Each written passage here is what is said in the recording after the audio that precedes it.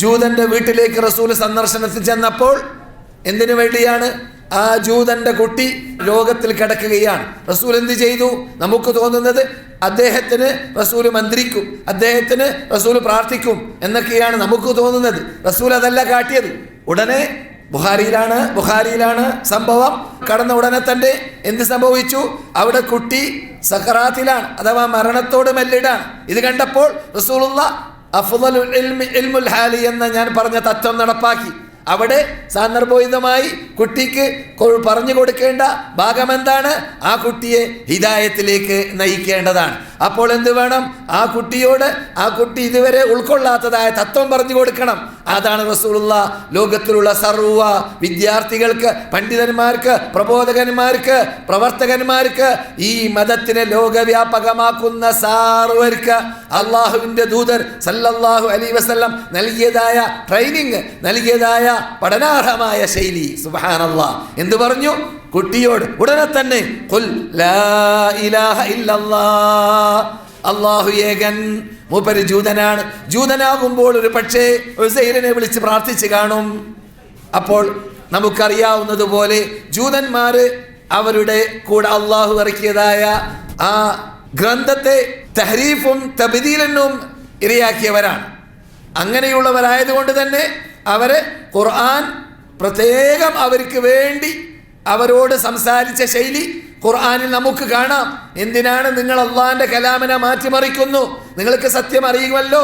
നിങ്ങളുടെ കൂടെയുള്ള ദൂതർ നിങ്ങൾക്ക് നിങ്ങളുടെ മക്കളെ അറിയും പോലെ അദ്ദേഹത്തിനെ കുറിച്ച് അവർ കൊണ്ടുവന്ന മതം, അവര് ഇതെല്ലാം സത്യമാണെന്ന് അറിയാമല്ലോ എന്നൊക്കെ അവരോട് സംസാരിച്ചിട്ടുണ്ട്.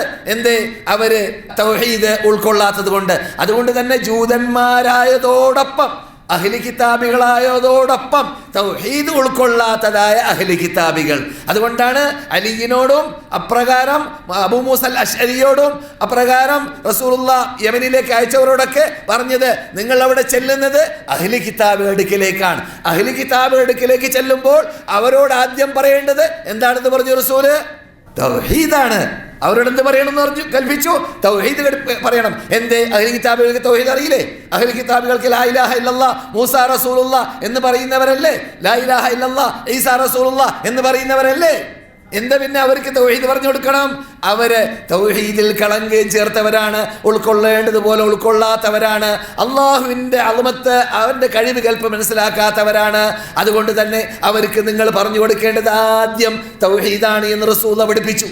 നമുക്കറിയാവുന്നതുപോലെ സഹിഹായ ധാരാളം ഹദീസുകളിലൂടെ നമുക്കറിയാവുന്ന ശൈലിയാണ്.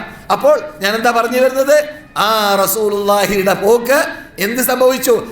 അനുഗ്രഹീത പോക്കായിരുന്നു. ആ സന്ദർശനം അനുഗ്രഹീത സന്ദർശനമായിരുന്നു ആ ജൂത വീടിന്. എന്താ സംഭവിച്ചത്?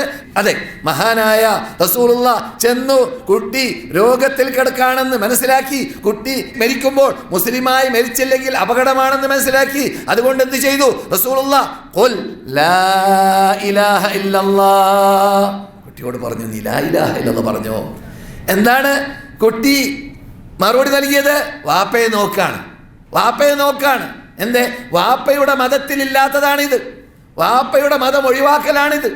അപ്പോൾ അന്ധമായ അനുകരണം ഒഴിവാക്കാൻ വാപ്പയുടെ സപ്പോർട്ടുണ്ടോ? അതാ മൂപ്പർക്ക് അറിയേണ്ടത്. ഈ അന്ധമായ അനുകരണം വാപ്പ അസത്യത്തിലായതോടുകൂടി വാപ്പ പറഞ്ഞതല്ലേ, വലിയാപ്പ പറഞ്ഞതല്ലേ, കുടുംബം പറയുന്നതല്ലേ, ബഹുഭൂരിപക്ഷം പറയുന്നതല്ലേ, സ്റ്റേജ് പറയുന്നതല്ലേ എന്നീ കാര്യങ്ങൾ ഗണിക്കേണ്ടതുണ്ടോ? എന്നീ കാര്യങ്ങൾക്ക് പരിഗണന നൽകേണ്ടതുണ്ടോ? തെളിവിന്റെ മുമ്പിൽ, ലക്ഷ്യത്തിന്റെ മുമ്പിൽ ഇതാണ് മൂപ്പർക്ക് അറിയേണ്ടത്. അദ്ദേഹം ബുദ്ധിയുള്ള വ്യക്തിയാണ് എന്നതുകൊണ്ട് തന്നെ റസൂലുള്ളാഹ് വിവേകമുള്ള, ബുദ്ധിയുള്ള, പ്രായം തികഞ്ഞ വ്യക്തിയോടാണ് നീ ലാ ഇലാഹ ഇല്ലല്ലാഹ് എന്ന് പറയൂ കുട്ടി. മറുപടി പെട്ടെന്നില്ല, വാപ്പാന്റെ അനുവാദം കിട്ടണം. നാം പഠിച്ചത് ബുഖാരിയിലാണ്. അങ്ങനെ വാപ്പ കുട്ടി നോക്കുന്ന കണ്ടപ്പോൾ വാപ്പയുടെ മറുപടി എന്തായിരുന്നു? ഈ കുട്ടിയുടെ ഭാഗ്യം. വാപ്പയുടെ മറുപടി എന്തായിരുന്നു?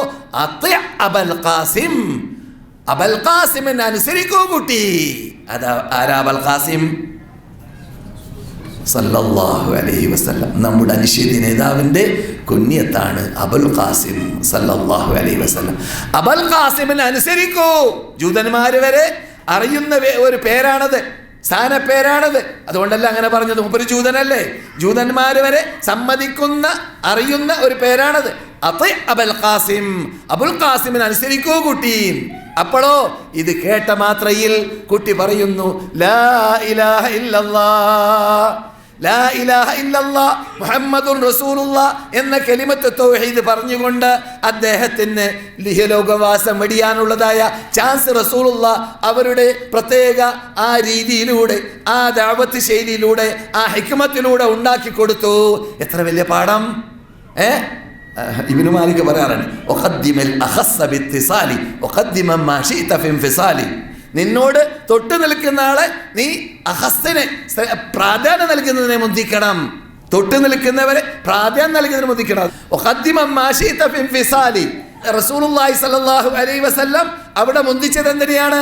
ഒരു ഡോക്ടറാണെന്ന് വെക്കാം, നമ്മുടെ കൂടെ ഡോക്ടർമാർ ഇരിക്കുന്നുണ്ട്, ഫാറൂഖിനെ പോലത്തെ ഡോക്ടർമാർ ചികിത്സക്ക് പോയാൽ അവിടെ ചികിത്സ നടത്തപ്പെടുന്ന മനുഷ്യന് ക്യാൻസറുണ്ട്, അപ്രകാരം ജലദോഷമുണ്ട്. ഡോക്ടർ എന്തുകൊണ്ട് ആരംഭിക്കുക? ചെക്കിങ് എന്തിനു കൂടി തുടങ്ങുക? ജലദോഷം ഈസി അല്ലേ? എന്തിനാണ്? മൂപ്പരുടെ മാരകമായ രോഗമാണ്, അതേതാണ്? ക്യാൻസറാണ്. മനസ്സിലല്ലേ? അപ്പോൾ നാം എവിടെ ചെന്നാലും ദായികളെ, പ്രബോധകന്മാരെ, നാട്ടിൽ ചെല്ലട്ടെ, ലോകത്തെവിടെ ചെല്ലട്ടെ, എവിടെ ചെല്ലുകയാണെങ്കിലും നാം നമ്മുടെ പ്രബോധന രംഗത്ത് നാം നമ്മുടെ മുമ്പിൽ ഇരിക്കുന്ന വ്യക്തിയെ പഠിക്കണം. അദ്ദേഹം ആരാണെന്ന് ഒരു പഠനം നടത്തണം പ്രബോധനം ചെയ്യുന്നതിന് മുമ്പായി. അതാണ് നമ്മുടെ റസൂലുള്ളാഹി പഠിപ്പിച്ചത്. നിങ്ങൾ യമനിലേക്ക് എത്തിക്കഴിഞ്ഞാൽ യമനിലുള്ളവരെ കുറിച്ച് പഠിക്കണം.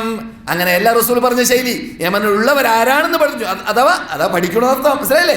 പഠിക്കണം. അപ്പോൾ പഠിക്കാതെ അറിയില്ലല്ലോ. അപ്പോൾ ആരാണെന്ന് പഠിച്ച ശേഷം പിന്നെ അവർക്ക് ദഅവത്ത് നടത്തണം.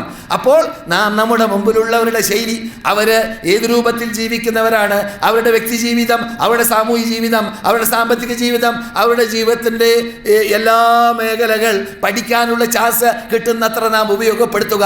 എന്നിട്ട് അവരവരുടെ അവർക്ക് ആവശ്യമുള്ള രീതി അനുസരിച്ച് അവരോട് സംസാരിക്കുക. അതാണ് ദഅവത്തിന്റെ പ്രധാന ശൈലി. ഹിക്മത്ത് കൊണ്ടും മൗഇളത്തുൽ ഹസനത്ത് കൊണ്ടും എന്ന് ഖുർആൻ പറഞ്ഞ ശൈലി അതാണ്. ഹിക്മത്ത് ഇവിടെ വളരെ അനിവാര്യമാണ്. അവിടെ അദ്ദേഹം മരിക്കുമ്പോൾ മുസ്ലിമായി മരിക്കാൻ കിട്ടിയ ചാൻസ് എന്തിലൂടെയാണ്? റസൂലുള്ളാഹി സ്വല്ലല്ലാഹു അലൈഹി വസല്ലം അദ്ദേഹത്തിന് ആവശ്യമുള്ള മരുന്ന് എന്താണെന്ന് അറിഞ്ഞുകൊണ്ട് അത് കൊടുത്തത് കൊണ്ടാണ്. എവിടുന്ന് കിട്ടിയടോ നിനക്ക്?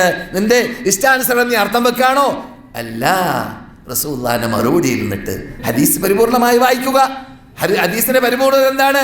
റസൂലുള്ളാഹി ഈ വാക്ക് കേട്ട ഉടനെ തന്നെ പറഞ്ഞ വാക്കെന്താണ്? അൽഹംദുലില്ലാഹില്ലദീ, ഒരു മഹാനായ റബ്ബിന് സ്തോത്രം. എങ്ങനെയുള്ള മഹാനായ റബ്ബാണ്?